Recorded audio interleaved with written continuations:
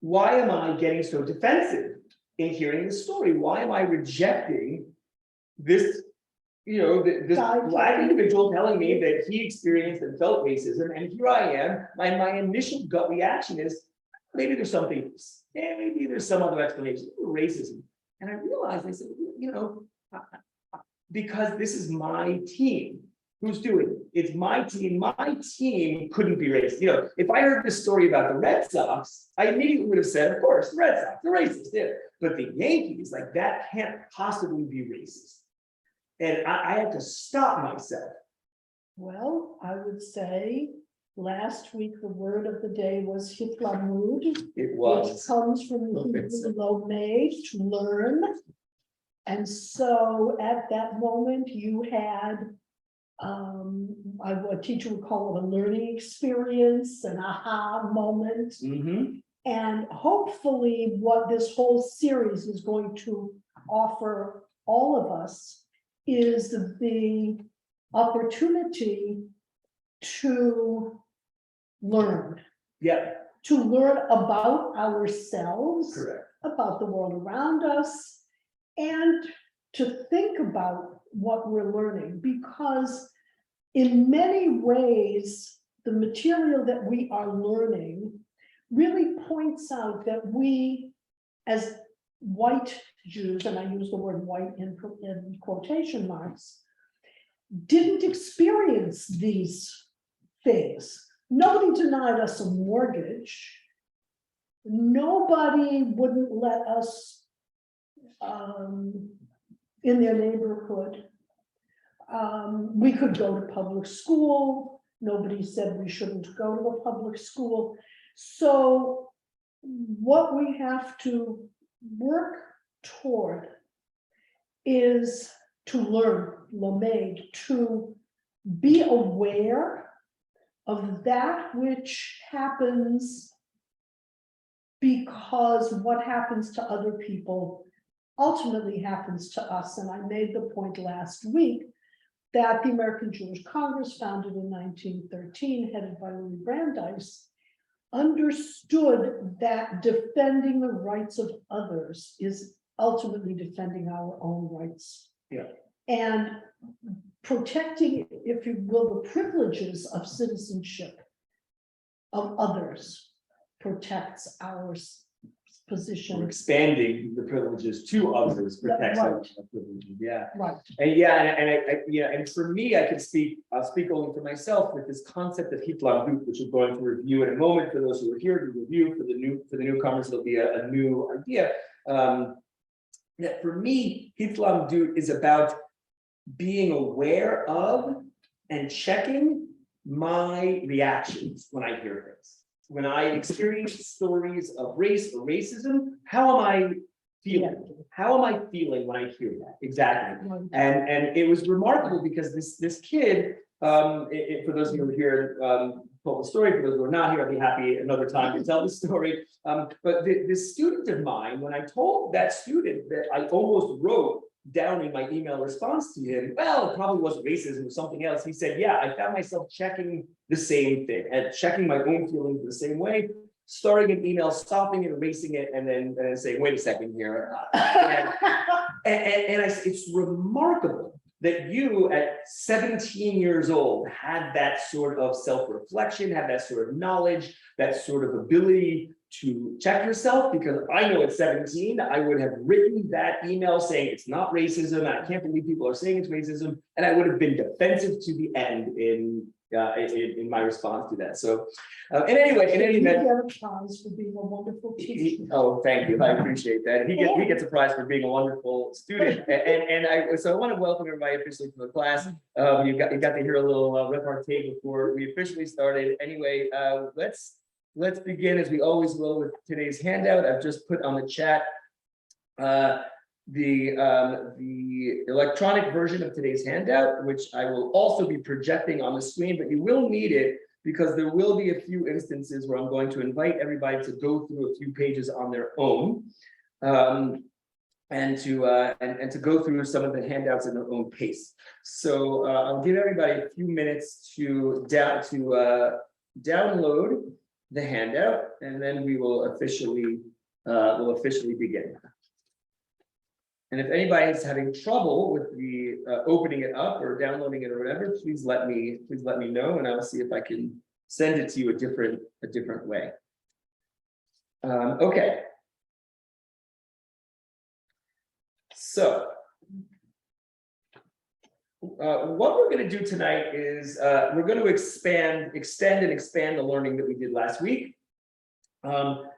And also make it a little bit more interactive. So hopefully people will have a chance to really weigh in and offer their thoughts. Last week was admittedly a more frontal thing. We had a lot of history to cover, and so that was a lot more of me and Barry explaining things. And hopefully this week will be a lot more of you guys talking about what it is that you're thinking and feeling as you experience this.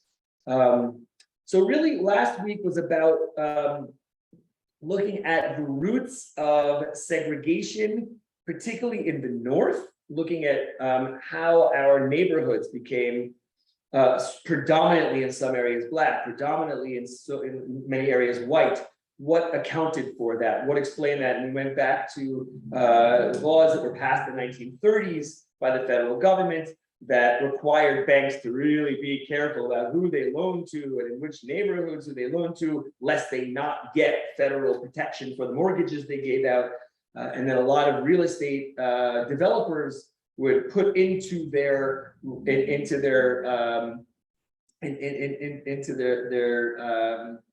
property deeds restrictions on who could then buy the property as it exchanged hands. Only white people, in some cases, the word Aryan is used, et cetera, and then loans. And Jews. And Jews, oftentimes Jews as well. Absolutely right. Yep. And then banks, because they were being severely restricted on who they could loan to, oftentimes were not giving mortgages to Black people. And so Black people were then left to informal mortgaging through things like contract buying, which left them incredibly vulnerable because they could lose their mortgages at their houses without having any of the equity that they built up in the house go to them. If they lost their house through non-payment of a mortgage, payment of a monthly payment, the house would revert back to the original owner as well as everything they paid. So there'd be nothing left. And so you end up with people who are scrambled to pay their monthly payments and continued segregation in many neighborhoods. So that's a quick review of last week. What I want to do now is to take us forward. And we're going to their screen. And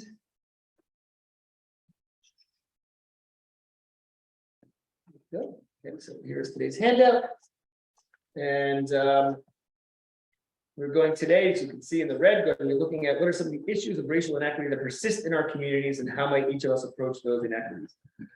So these are so many of the inequities that were born of those racialized institutions that were created in the 1920s, 30s, 40s, and beyond, and what they have come to look like today. And we're going to ask ourselves, what is our responsibility as people with particular privilege in this world?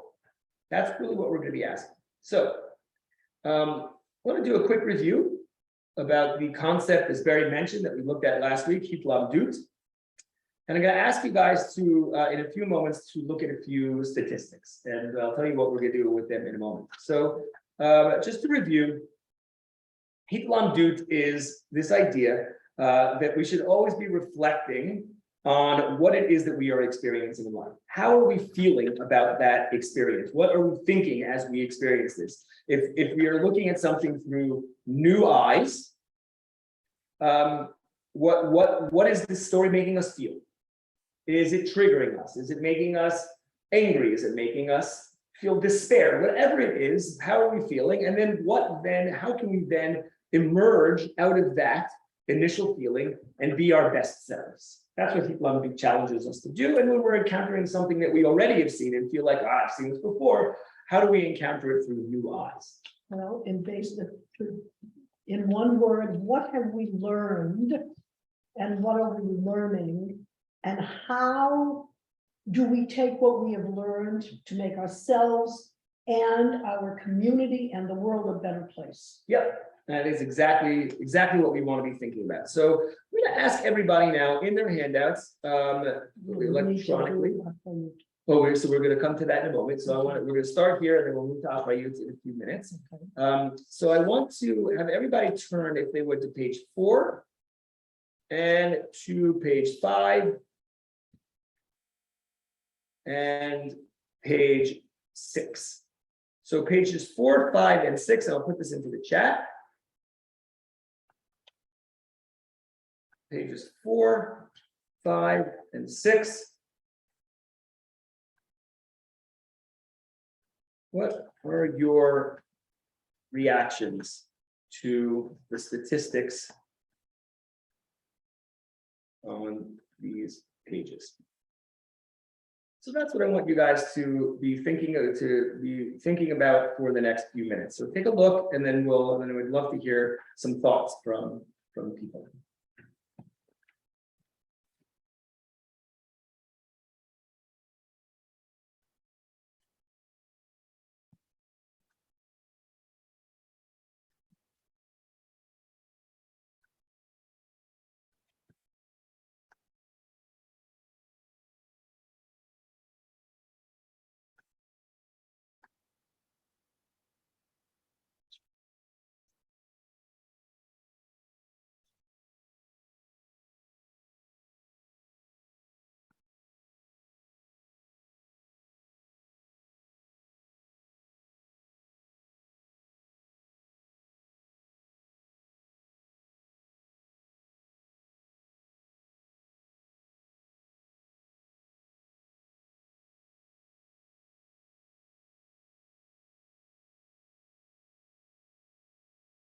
Since my nations couldn't do that. Correct. And I think that's important. My city, my neighborhood, my school, my business could not be racist. I think that is denial. Do you have denial in there? I do. Not. That's offensive. Yeah, I think it's Defensive.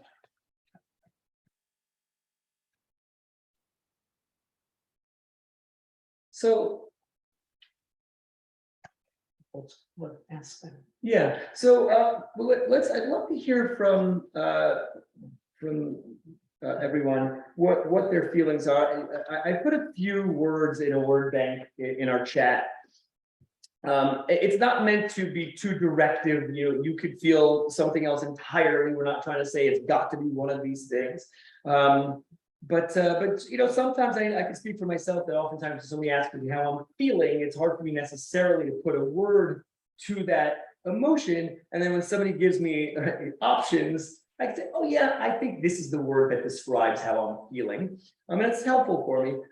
If you feel it wouldn't be helpful, either you can not look at the list at all, or look at the list and say, no, it's none of those things, and see if you can come up with another emotion that you are feeling. So I'd love to hear from folks if they're willing to share. And I do realize that it takes some vulnerability to be willing to share emotional responses like this. Yeah. Eye-opening and sobering is undoubtedly, yeah. Yes, yeah. Wonderful. Mm-hmm. Yeah. I mean, I don't have access to the word list. Certainly, I don't. Sort of the basic, broad brush statistics, where that amount of disparity.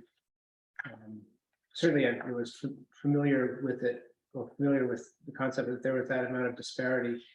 But looking at the factors involved, like factors of 3 for white women and Black women, and mortality, and infant mortality. It's also a factor of 2 or what have you. It's the that's a that's not incremental. That's such a massive difference. What kind of a feeling, what kind of reaction do you have when you think about that? Those I mean, disparities?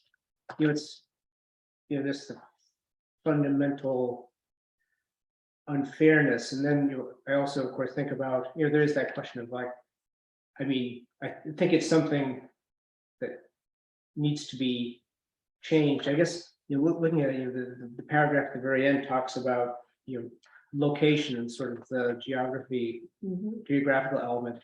And of course, I think as part of, I might have seen some studies along these lines that basically talk about even when factoring out issues of economic status, educational status, that say Black women still have higher levels of maternal mortality than white women. And sort of, it's almost like a geographical fix or like a mechanical fix, like, okay, these resources need to be put there, but it sort of highlights the the thornier issue of just people, probably well-meaning people's attitudes that have a, however well-meaning those people might be, still have unintentionally behave in a way that will result in the death of more Black women in childbirth.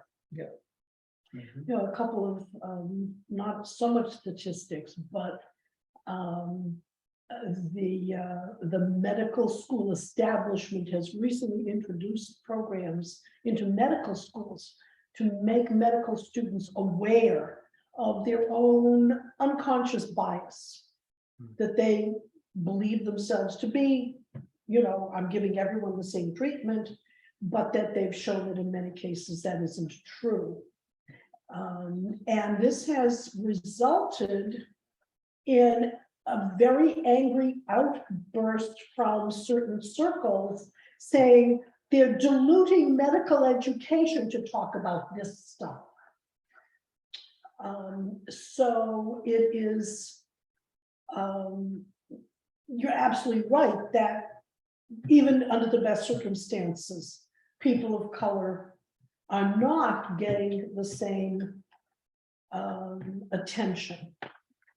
And this has implications for everyone, because the health of the entire community is affected by these kinds of sometimes unconscious biases. Yep, and I think just to highlight what you're saying and then actually elevate several of the comments that have been made in the chat, that one of the specific ways in which unconscious bias manifests itself in medical care, and they've done studies to demonstrate this, that doctors tend to disbelieve Black women when they complain of feeling pain or other forms of medical concern than they do with white women complaining of the exact same things. Right. So you'll have women of color going untreated for things that they're complaining about because the doctors simply don't believe that they're experiencing what they claim to be experiencing. And so that's an example. So you have structural problems that create healthcare disparities that are described, for example, many that Mark was pointing out here. Where are the hospitals? Where is the good healthcare, et cetera? And then you have unconscious bias that is going on. And the doctors all deny that, and understand that we're not racist, et cetera. And yet the outcomes seem to demonstrate with so many of them that it's just not true, that you're seeing unconscious bias treat women of color differently than white women.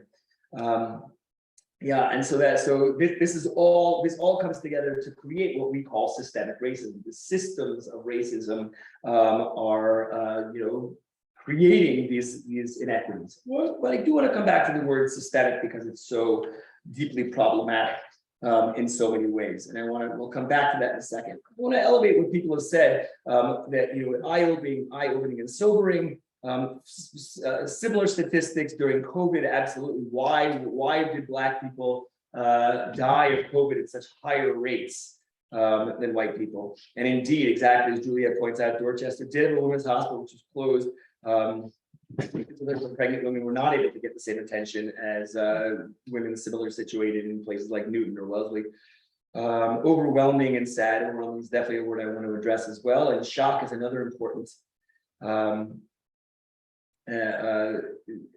Shock is undoubtedly an important word I want to address in a moment too. And yes, indeed, as Stephen and Sarah are pointing out, that we as Jews have felt we don't have to go too far back in history to talk about what systemic exclusion and persecution looks like.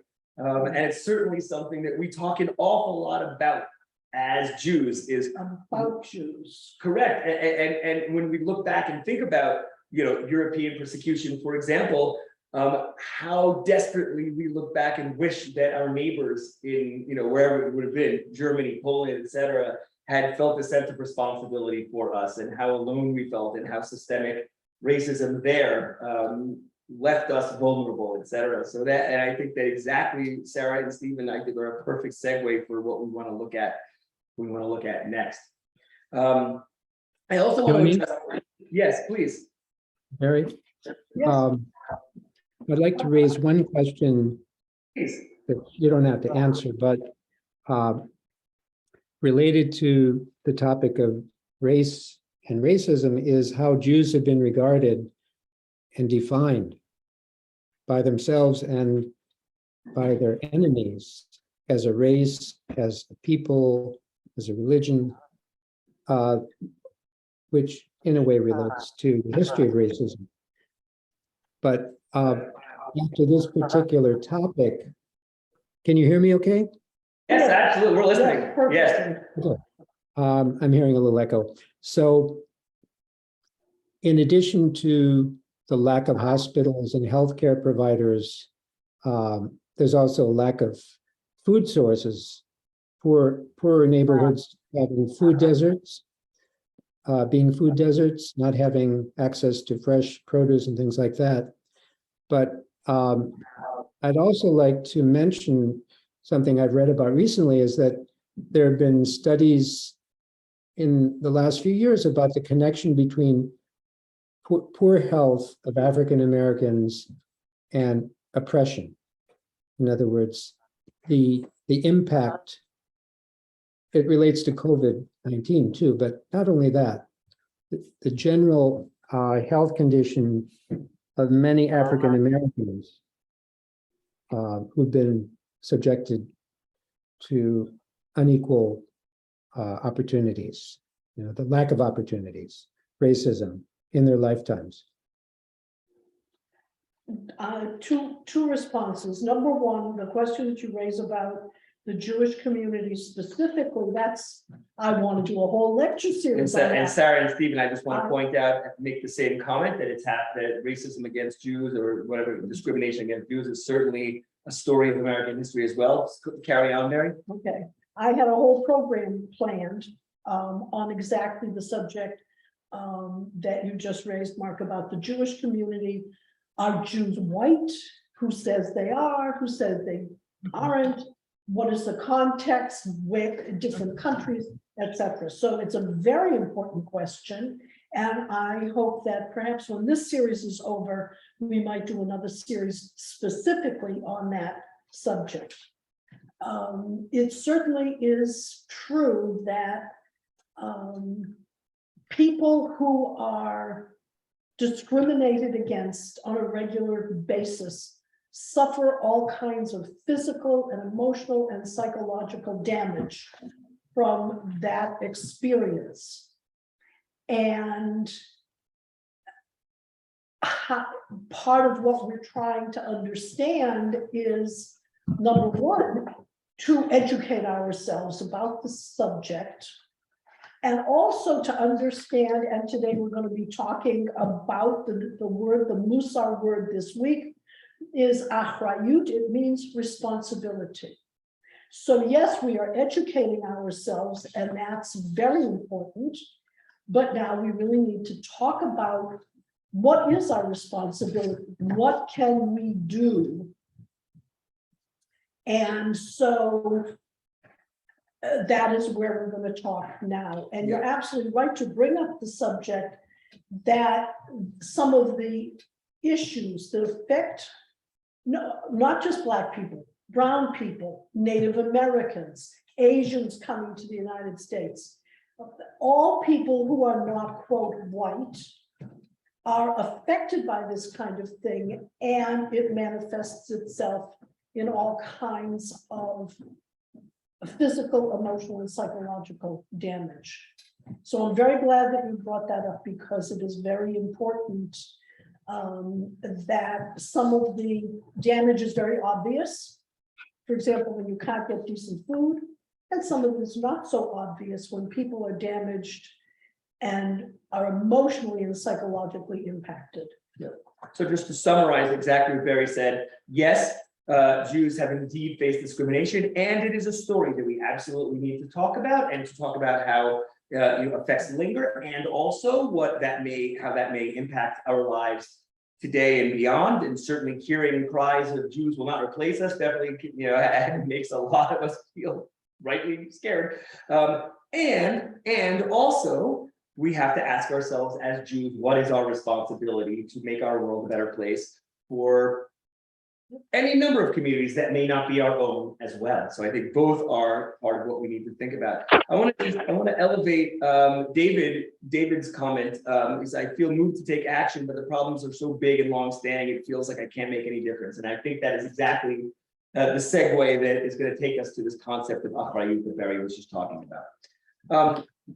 So to take us there, I want to just focus on the word systemic for 1 second. Because our word last week, or one of our words last week, was systemic racism, which, by the way, I just want to name, is also just a slightly less fancy way of saying critical race theory. Critical race theory is the study of systemic racism. Period. I just want to say that we didn't really name that last week. It's become a bogeyman term, critical race theory. It's, that we can't teach critical race theory, etc. But that's what critical race theory is. It's the study of systemic racism. And systemic racism looks like all the things we've been talking about. You have mentioned in the audience tonight, and also that we have brought out. It's all the ways in which structures of our country, both in terms of the structures of our institutions and our implicit bias, have created inequitable worlds. That's systemic racism. The problem with the word systemic racism, and I struggle with this too, is that it removes, or it can make us feel like it's removing from individual responsibility. Depersonalized. It depersonalizes. That's a much better word. Thank you. It depersonalizes the problem. Because ultimately, systems are built by human beings, individual human beings. There's no such thing as a system that works on its own. We are all the systems, meaning individual human beings are the systems that together create institutions, that together create the banks, the schools, the businesses, whatever it is. And ultimately, it's up to then the individuals start making changes in the systems. Okay. You're in your place or still talking? Somebody is in the background. Is that you? No, it's coming from one of the, so if people can mute when they're not talking, that would be great. So let's focus on what individuals can do, and really take us back to David, to your question about what can we do. And I don't want to leave today's class without really thinking about that. Let's turn, if we would, to page 7 in our handout. I'm going to ask everybody to return to their own handouts, and I'm going to give everybody a few minutes to examine the texts on pages 7 and 8. We very much really prepare this down. There are so many different texts in our Jewish tradition that really focus on the concept of responsibility, achrayut. And so we worked hard to just get to the core of what it means. And it means different things to different thinkers. But what I invite everybody to do, and I'll put it in the chat, is to, on pages 7 and 8.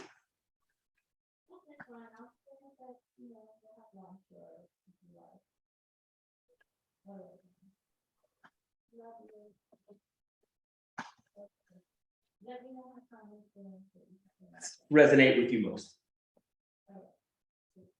So I invite everybody to look on pages 7 and 8, take a few minutes to read, and we'll together discuss which ones resonate with you most. And feel free to either, when you're ready, to jump in either by speaking or by typing into the chat.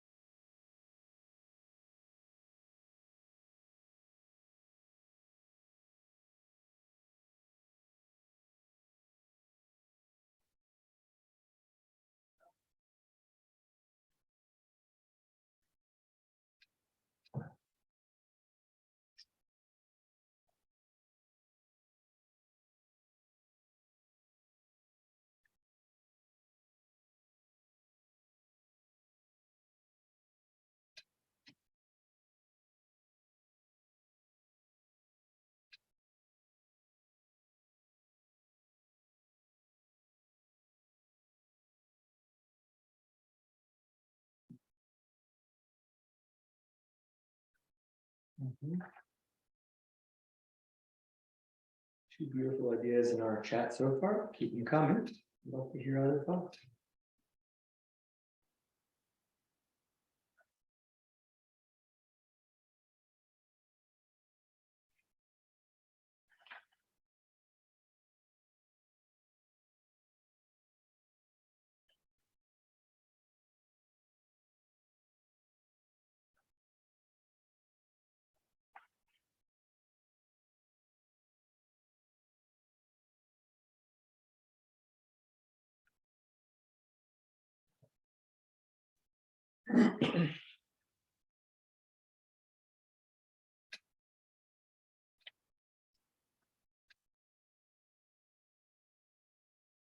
Yeah.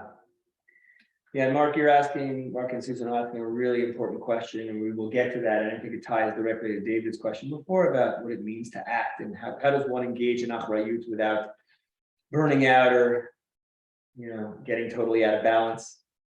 Yeah. Well, Rabbi Jaffe, in his Mussar curriculum, says at least once a day, find a way you can share the burden with another. As simple as saying, I understand your spouse is ill, how is she feeling? Yep. That ultimately, of course, we think about big questions, you know, all of the tremendous issues that this program is raising. But on a very individual level, it's just how you relate to other people. Are you paying attention to other people who might be sad or frustrated or isolated, or perhaps if that person is a person of color or a person who speaks English with an accent, they may be experiencing all kinds of things. Maybe their colleagues at work are not being courteous or polite or respectful. Maybe as a family, they're having trouble integrating into the neighborhood. You start with little things. We're not going to solve all the problems of the universe tonight. Next week, we'll solve the problems of the universe. Tonight, we can think about the very simple, ordinary human interactions that we all have with other people. And to be sensitive to the fact that they may be experiencing the kinds of problems caused by racism, to be sensitive to other people, not to take, oh yeah, they're fine, I don't need to bother with them, that's not my responsibility. Yes, that's what it is all about. Achrayut is about being responsible on the micro level and the macro level. Yeah. So we're gonna certainly elevate that and talk more about that as we get towards the end. And I want to, yeah, and right, and we're going to talk. And it's the question that was just raised in the chat as well: is how can this example of Achrayut be extending to dealing with racism? I think this is a moving and appropriate example of Achrayut, but I would like examples extending beyond individual levels. I think that is. Sorry, I'm trying to scroll down to the bottom of this. I think that's being answered now. We're going to talk more about that as well. And I want to combine that. I think Juliet has raised another really important question as well. Is that what does it mean to help in a way that is actually going to be helpful and not more destructive, and perhaps even perpetuate racism? And that's exactly the right question. And I think that when we engage, we have to be incredibly mindful. And by the way, I will say, I'm just going to say this now. And also we'll circle back to Juliet to your question at the end when we start talking about what more specific engagement and Achrayut can look like. But I will say this. One of the things that I've been told repeatedly is that if you're going to engage, you do your best to make sure, and we'll talk about what that looks like in a few minutes, to make sure that you are being responsible with your engagement, that you are doing the best to make sure you are not causing more harm as you engage, but you will probably mess up. You will probably get it wrong. And the best thing that you can do when you get it wrong is to engage in hitlamdut. And rather than get defensive, and I've been told this because I have, and I remember helping, I would get defensive. All I'm trying to do is help, and you're telling me I'm doing it wrong. Rather than getting defensive, I've had to work really, really hard at engaging in hitlamdut and saying, thank you. Thank you for teaching me. How can I do this better? And so, Juliet, you're asking exactly the right question. And I will say that again. And exactly as Barry, for what David Jaffe helps us to understand is that we can minimally empathize with someone else's experience. And it's absolutely right. And in many ways, yes, we have, as Mark and Susan rightly pointed out, liberals have been accused of enabling racism because if we engage in ways trying to help in ways that actually perpetuate racism, and then the question is, as liberals, as people that really are espousing to become anti-racist, how do we engage in hitlamdut when we are accused of not helping? So we're gonna put that aside for one moment. Are there any other questions about Achrayut or comments about Achrayut or any of the texts that jumped out at you that you'd like to comment on before we move to our next section? Just say, thinking about the second quote there from Achrayut and the other, I have to say a lot of that, I'm not sure if like the overall thrust of that quote makes an awful lot of sense to me, but certainly one of the kernels in it having to do with, the idea of the other, lying beyond our comprehension and they being irreducibly strange to us and not necessarily able to frame them in our intellectual system. I think it's certainly a useful point because I think, I certainly, even with significant involvement in the Jewish community, are completely unfamiliar with the streams and currents in the Jewish community and how different subsets of the community feel. So, Kal Vachomer, a group, that is outside of the Jewish community that are not going to have to approach with some degree of humbleness, with the idea that I have my understanding is inherently incomplete. Yeah. Yep. It was interesting because somewhat related to Mark, what you were saying, we received an email with a wonderful question. We announced this series from a woman of color, a Jewish woman of color, asking who was I and who was Barry? Who are we to speak on behalf of people of color? And what experiences do we have to position us in giving this class? And that is something that we take extraordinarily seriously. What can we know about the other? What can we know, and how can we speak responsibly on these topics? And in many ways, I think that ultimately the best thing that we can do, when I say we, I mean people who are white, is to really be thinking about ourselves and our responsibility in this world. I want to take us a step further now, and we're going to look at a few more statistics. I'm going to ask a slightly different question.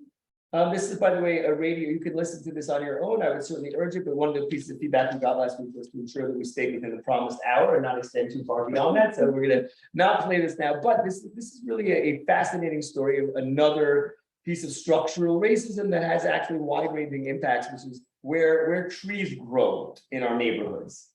And it turns out that studies nationally have shown that trees tend to grow in the wealthier and whiter neighborhoods, and that's it's not just about pretty. It also is about hot, and hot has health outcomes. And with fewer trees, you also have higher rates of asthma. And so there are all sorts of related, connected health outcomes to where the trees grow. And so that was just another example. Here's a picture of aptly named Pine Street. It's not pine trees, but yes, Pine Street and North 5th Street in Philadelphia. You just get a sense of where the trees are growing and where they're not. In any event, I want to spend our last few moments together looking at a few other statistics. And the question that I really want everybody to be thinking about is, what do these statistics have to do with me? Yeah, exactly. So I want to start with a study that came out. It's now, wow, 2015. It feels like it was just yesterday, and I regularly check back with a few of the people in the study who have been so gracious in emailing me and being willing to correspond with me about whether or not these stats are still relevant and not. And unfortunately, sadly, most of them are, with a few minor tweaks. But so this was, I think, in many ways, one of the key statistical learnings from this study. And it's here. It's on your. So if you're looking at your own handout, it can be found on page 11. Thank you. And if you're looking at the screen, it's right in front of you. And if you're looking at the Zoom call, it's right in front of you. Where they studied in Boston the total assets that individual people had and their net worth. And when they published these findings in the Boston Globe, the number one letter to the editor that they received from readers, Boston Globe readers, was there's a misprint in the Globe. Because you said that white people had on average $247,500 worth of net worth, and that black people have a total of $8. How can that possibly be? There's obviously a typo.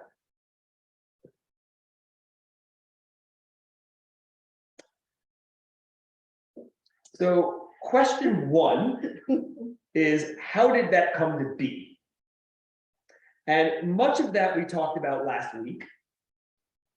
Many other factors as well, but a big part of the story came from last week.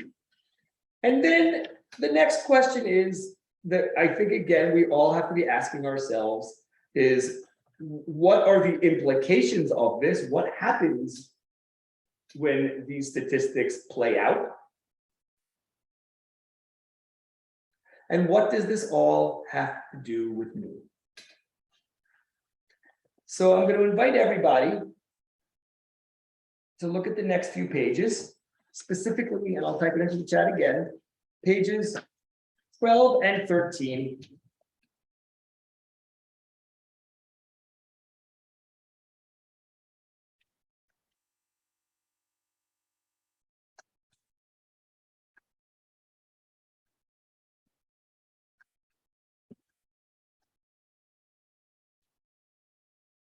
And think about the question, what do these statistics have to do with me?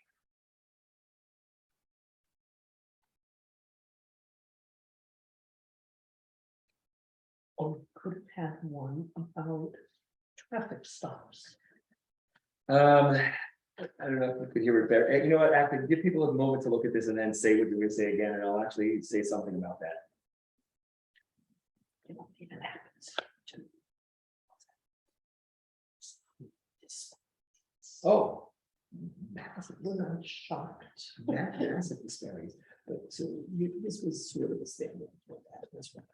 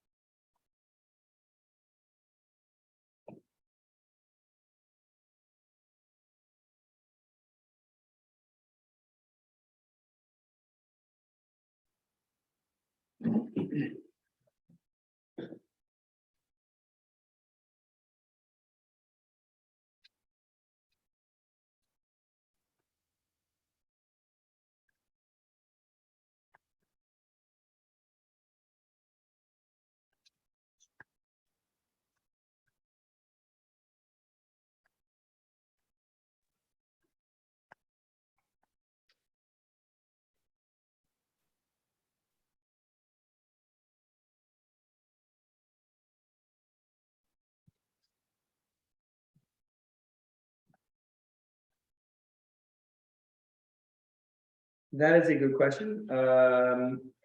Nor can Susan ask what other means, and there are a few statistics. I think one, the home ownership rates by race has a category of other, and I'm going to unfortunately have to plead ignorance. I don't know, but I can look at we have the statistic, the origin stats. I suspect it's Asian. It could, but the reason I'm not 100% sure is because of other statistics, they do name Asian as one of the categories. So for example, in the intergenerational educational mobility by race, Asian is named. It could, Mark, yeah, and Susan, I don't know 100% what that means, but I can definitely think of it. Yanni, this is Barry. Yes, hi Barry. Hi. So I can only see one of the slides because I'm on anyway. But I'm just. So you can do you have access to the handout, or did you not get that? Because I can give you access to that again. Yeah, I'll look at it. But the thing that I'm looking at, I think you're just screen sharing right now, is the one on home ownership. Yeah. And you know, sort of anecdotally, because I sell real estate. Yeah. So this is not uninteresting to me. You know, you see this And, part of like, the things that are passed down are things like home ownership. And so like as a thing that you can do, right? So if you've always rented, it becomes like a self-perpetuating thing. And it seems like that's a way in which like there could be some interruption there, because I feel like, you grow up with the idea like it's like an idea like you're going to college or you're getting a higher education, or you're like it's a culturally um, passed down. And so I think the same is true with home ownership. And I think it really, I mean, coupled with systemic racism, it becomes like really terrible, because it is a way that people, create wealth. Like when they say that that white people have $240,000 in on average of wealth, often that's involved in the home that they've been paying down. And so when you don't have that, it just keeps it going. Yep. Yep. So And I think you began your comment, Barry, and I think so many important things that you just said. And I want to actually highlight the first thing you said. As a real estate agent, it's particularly interesting to you. And I think the question is that, in all of our either careers or paths of life, that's the number one question. We talk about like what it means to start thinking about responsibilities.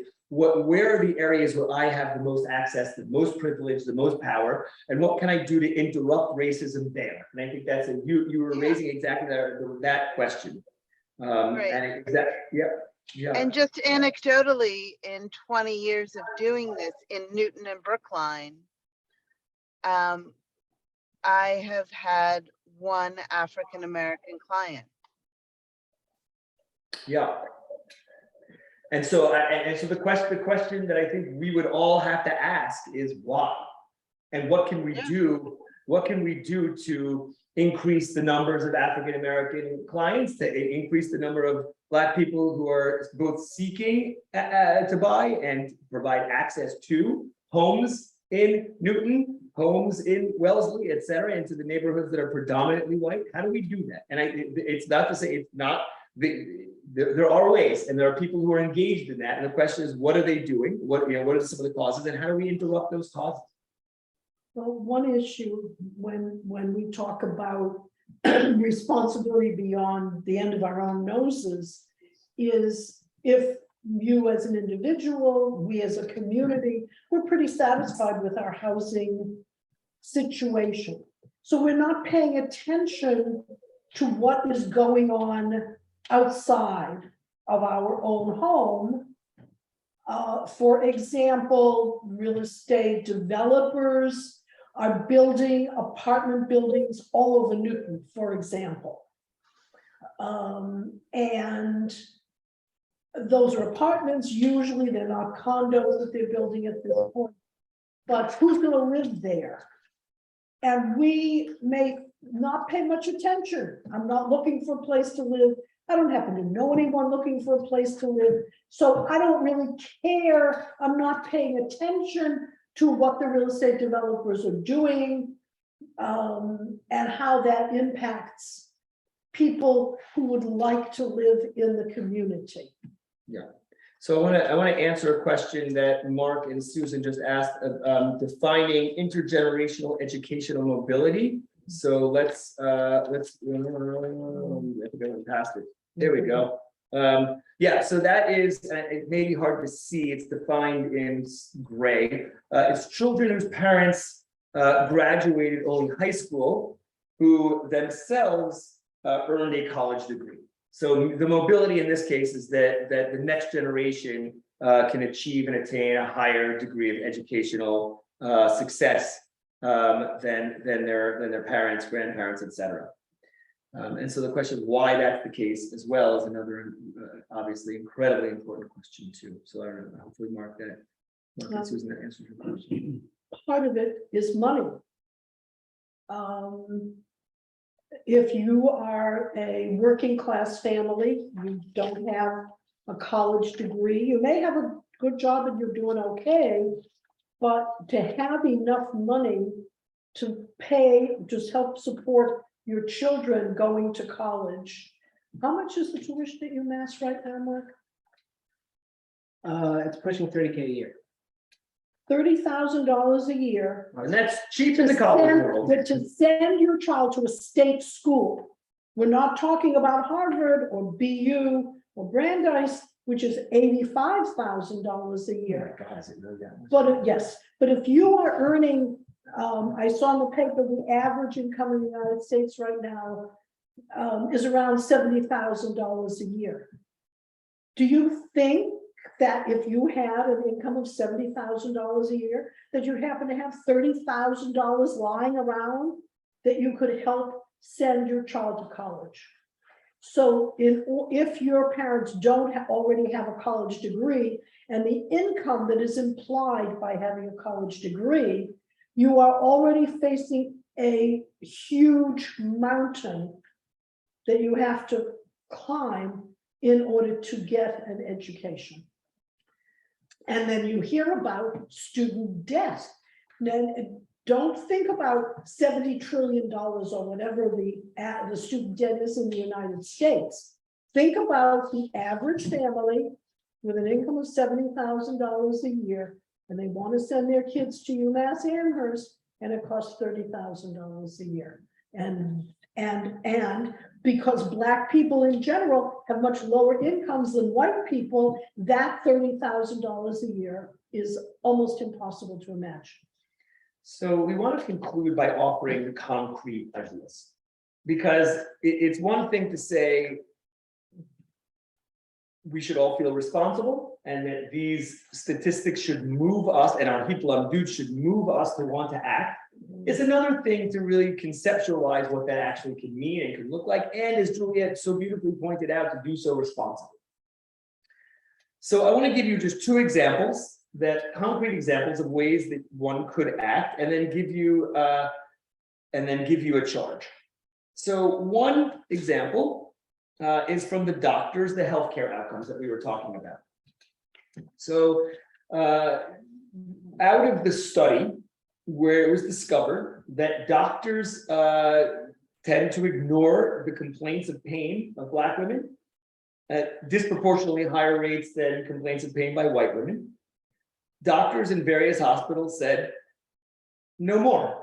We are not going to allow that in our hospital. And they set up first educational work and got people at first to volunteer, and then expanded it to people who may not have volunteered to learn about these, to learn about the studies, etc., and then to set up ways in which they could check themselves and make sure they had signs in their offices about, just simply said, don't ignore the pain, or things like that, that were all small acts of disruption that forced doctors to check them, because none of the doctors in that hospital wanted to ignore the pain of another human being. But this just allowed them to expose their own biases to become better doctors and disrupt their own implicit biases. That is being anti-racist. That is helping to move forward. That is using your hitlamdut and incentive achrayut to move forward. One other quick story. How can we promote that? Correct, exactly.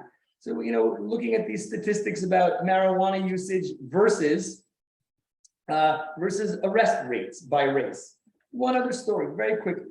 When I was with a group of students in Alabama, we were meeting with a group of public defenders who told us the following story: that they were noticing how many young Black males were being brought into their courts on marijuana possessions, far disproportionately than white young males. And one of the judges said to them, well, of course, this is a predominantly Black neighborhood. And they said, let's investigate that a little more. And so what they did to disrupt this pattern of racism was they created a network. And again, these things can start small. They created a network of all the public defenders to ask them what they were seeing. What are you experiencing? What are you noticing about your arrest rates? And throughout the state, they were noticing the same patterns. And they asked each other in this network, how are these arrests happening? And it turned out that predominantly, it turned out that the predominant number of arrests were happening at gas stations. That at gas stations, at the edge of the apron, when you leave a gas station in Alabama, you're required to stop. It's as if there's a stop sign. And if you don't stop there, police can pull you over.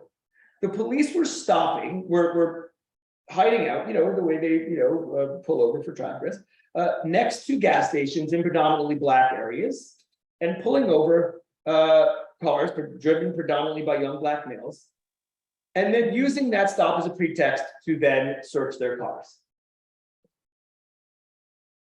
And by virtue of simply gathering their data, we're going to gather our data together, said these public defenders, in order to investigate what might be going on. And they were able to then push the police to stop doing that.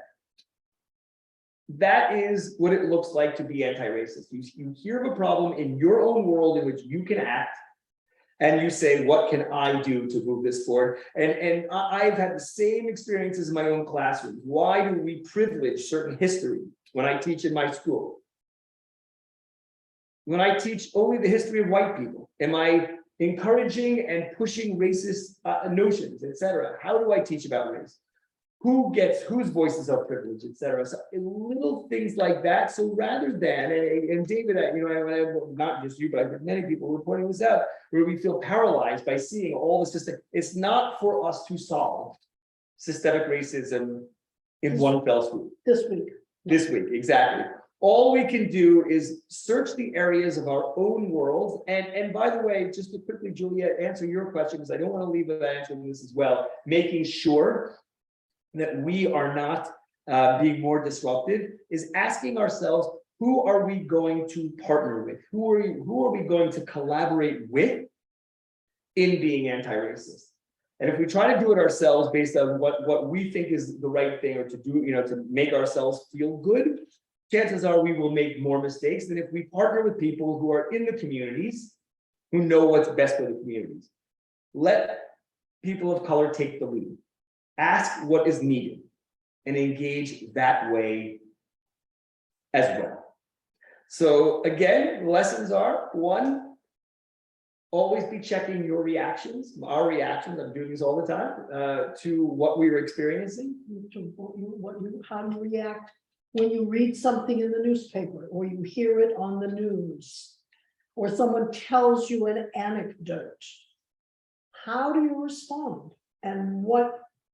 And if you hear something that's somebody telling you as an anecdote, and you feel that that's really racist, what do you do? And then ask exactly that question. What do I do? What is my responsibility? And then act responsibly. And that is our takeaway for tonight. So we wish everybody a meaningful rest of your week, and we invite everybody to think about instances of Hitler through the rest of your week. And we look forward to seeing everybody at 7 o'clock next week at the Adams Street Show. Thank you for visiting with us.